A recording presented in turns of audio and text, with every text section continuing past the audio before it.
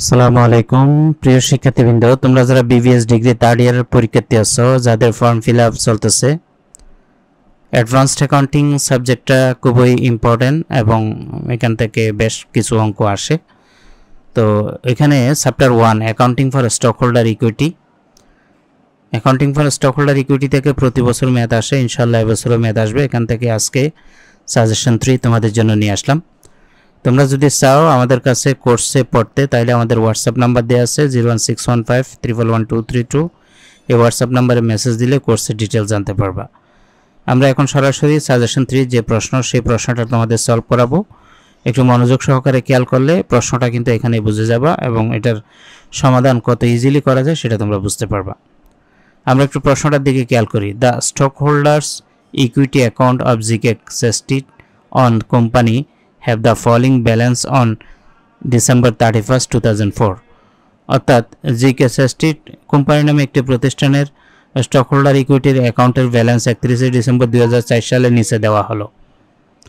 যেখানে common stock টাকা 10 পার প্রতি শেয়ার, 10 টাকা মূল্যের common stock 3 lakh shares issued and outstanding issue করা হয়েছে এবং বর্তমানে 30 লক্ষ টাকা।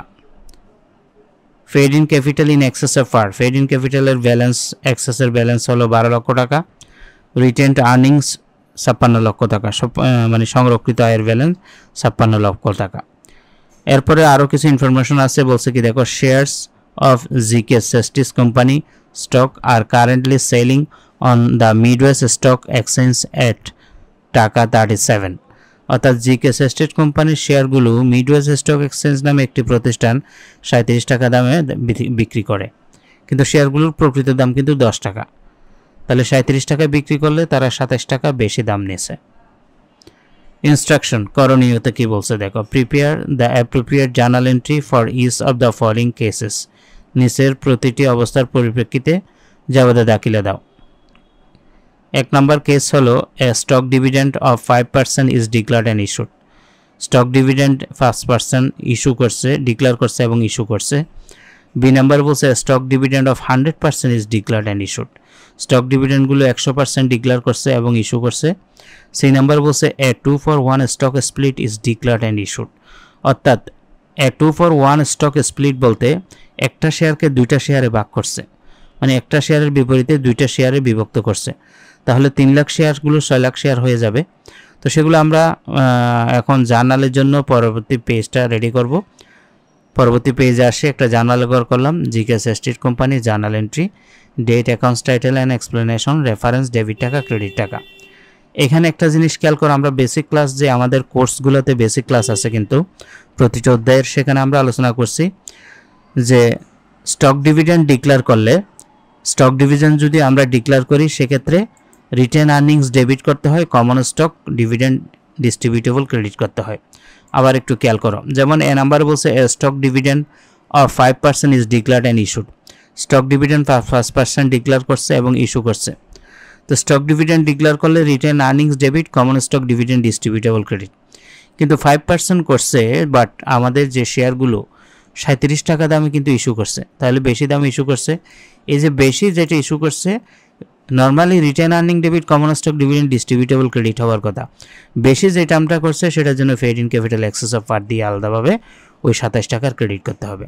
তাহলে আমরা যদি প্রথমে স্টক ডিভিডেন্ড ডিক্লেয়ার করি, নর্মালি জাবাদাটা কি একটু আমার সাথে সাথে বলো। Retained earning debit, common stock dividend distributable credit, এতটুকু হওয়ার কথা। এখন বাড়তি paid in capital in excess of পারটা কেন ক্রেডিট হইলো?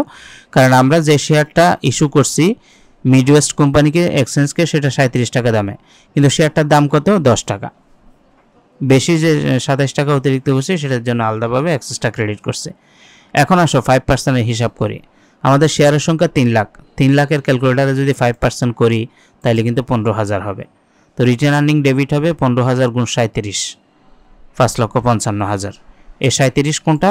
এই যে মিডওয়েস্ট এক্সচেঞ্জে 37 টাকা দামে সেল করছে সে 37। আচ্ছা, রিটেন আর্নিং ডেবিট করলাম, common stock dividend distributable credit হবে প্রকৃত দাম। প্রকৃত দাম কিন্তু 10 টাকা, 15,000 গুণ 10, 1,50,000। তাহলে আমাদের অতিরিক্ত দুইভাবে বের করা যায়। 5,55,000 থেকে 1,50,000 মাইনাস করলেও অতিরিক্ত পাবা, অথবা এই যে 10 টাকার শেয়ার 37 টাকায় সেল করছে, 27 টাকা অতিরিক্ত করছে, সেটার জন্য paid in capital in excess of 15,000 গুণ 27 4,05,000। তাহলে প্রথম হতা হলো স্টক ডিভিডেন্ড ডিক্লেয়ার করলে জাবেদা হয় কি, আমার সাথে সাথে একটু বলো, retained earning debit, common stock dividend, distributable credit, এতটুকু হওয়ার কথা। বাকিটা কেন হইলো? কারণ বাকিটা তারা অতিরিক্ত টাকা দিয়ে বিক্রি করছে, 10 টাকা শেয়ার 37 টাকা, সেজন্য পেইড ইন ক্যাপিটাল এক্সেস। একটা ব্যাখ্যা দিবা, two record declared stock dividend. এখন যে স্টকগুলো ডিক্লেয়ার করছে এটা তো ডিক্লারের জাবেদা, এখন সেগুলো ইস্যু দিব, কারণ আমাদের প্রশ্নের মধ্যে দেখো ডিক্লার্ড অ্যান্ড ইস্যু দুইটাই দিতে বলছে। ইস্যু জাবেদা হবে, খেয়াল করো, এই যে কমন স্টক ডিভিডেন্ড ডিস্ট্রিবিউটেবল যেটা ক্রেডিট হয়েছে সেটা হবে debit, common stock dividend distributable হবে ডেবিট, আর বিপরীতে কমন স্টক হবে ক্রেডিট। অর্থাৎ কমন স্টক দিয়ে এটা তাদেরকে আমরা ইস্যু করে দেব। To record paid stock dividend, এই ক্ষেত্রে কিন্তু শেয়ারের প্রকৃত দাম, অর্থাৎ ডিস্ট্রিবিউটেবলে যত টাকা ক্রেডিট তত দিয়ে আমাকে রিকভার করতে হবে। এটা গেল 5% করছে। এখন তুমি দেখো এটা কিন্তু 5% করছে। বি নাম্বার বলছে stock dividend of 100% is declared and issued. 100% যদি ডিক্লেয়ার করে তাহলে আমাদের শেয়ারের সংখ্যা কত? 3 লাখ। 100% করলে 3 লাখে তারা ডিক্লেয়ার করছে। এইভাবে 100% যখন করবে তখন কিন্তু প্রকৃত দাম দিয়ে করতে হবে আমাকে, এখানে আর এক্সেসের হিসাব আসবে না। তাহলে আমাকে এখন written earning debit, common stock dividend, distributable credit করতে হবে। এই যে written earnings debit, common stock dividend, distributable credit, 3 লাখের 100% 3 লাখে হবে, আর প্রকৃত দাম 10 টাকা, তাইলে 30 লক্ষ টাকা হবে। Two record declared stock dividend. এবার যেটা আমরা ডিক্লেয়ার করি সেটা ইস্যু করতে হয়। ইস্যুর জাবেদা কি? Common stock dividend, ডিস্ট্রিবিউটেবল debit, common stock credit, যত টাকা আমরা ডিক্লেয়ার করছি তত টাকায়। এখন তোমার প্রশ্ন হতে পারে, স্যার এটা তো আমরা 37 দিয়ে করছি, এটাতে 5% করছিল, মানে আংশিক করছিল, আর এটাতে সম্পূর্ণ শেয়ারগুলো ডিক্লেয়ার করছে। সম্পূর্ণ শেয়ার ডিক্লেয়ার করলে সেক্ষেত্রে কিন্তু আমার প্রকৃত দাম দিয়ে হিসাব করতে হবে।